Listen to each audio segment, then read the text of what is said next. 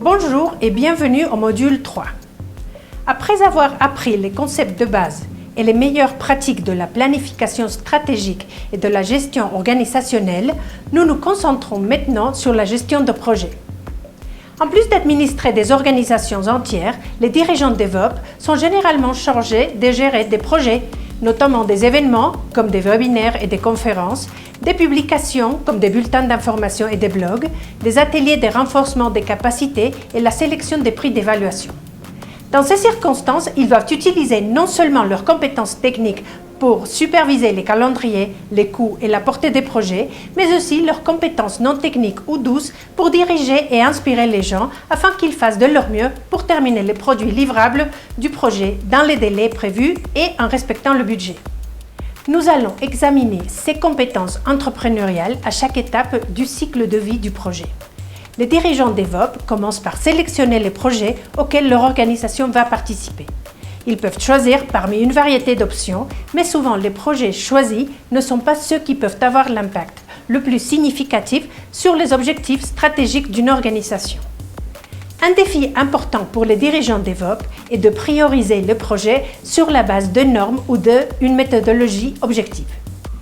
Ainsi, le module commence par passer en revue les meilleures pratiques en matière de gestion de portefeuille des projets, y compris une formule quantitative pour estimer le ROM, le Return on Mission, des projets. Lorsqu'il s'agit de faire avancer un projet, il y a tout simplement trop de choses à prendre en compte et trop de défis à relever, notamment obtenir le soutien des différentes parties prenantes, garantir le financement et fixer les objectifs du projet. Bien qu'il n'existe pas de formule secrète garantissant le succès, nous suggérons de rédiger un document d'orientation du projet, de réaliser une étude de faisabilité, d'intégrer les parties prenantes et de sélectionner la bonne équipe comme 4 éléments essentiels de la phase initiale des projets efficaces. Une fois que les parties prenantes sont satisfaites du document d'orientation du projet et l'ont approuvé, les dirigeants DevOps peuvent se concentrer sur les détails du projet. La phase de planification est le moment où les résultats attendus du projet sont identifiés, où les tâches spécifiques sont délimitées et où les plans pour obtenir des ressources financières et autres sont créés. Les responsables DevOps créent une structure de répartition du travail ainsi que le budget et les calendriers associés. Les chefs de projet définissent également une stratégie de gestion des risques du projet au cours de cette phase pour les aider à concevoir les plans d'urgence et d'atténuation des risques. Dans la phase d'exécution du projet, les dirigeants DevOps passent de la préparation à l'exécution et à la supervision de toutes les activités pour créer des produits livrables.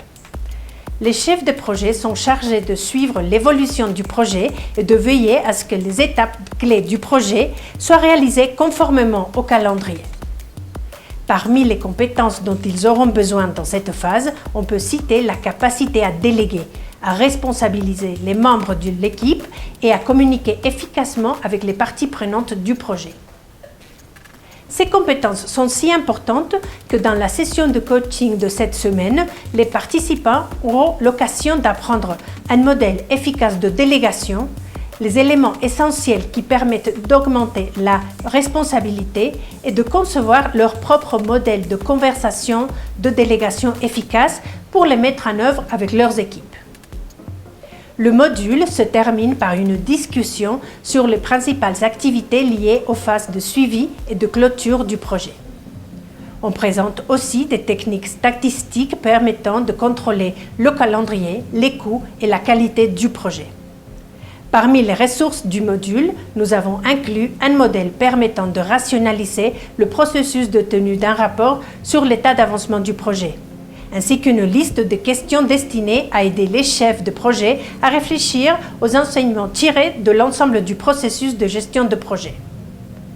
Comme d'habitude, nos co-animateurs sont prêts à répondre à toutes vos questions. N'oubliez pas de compléter l'un des 2 devoirs que nous avons conçus pour approfondir votre apprentissage dans ce module.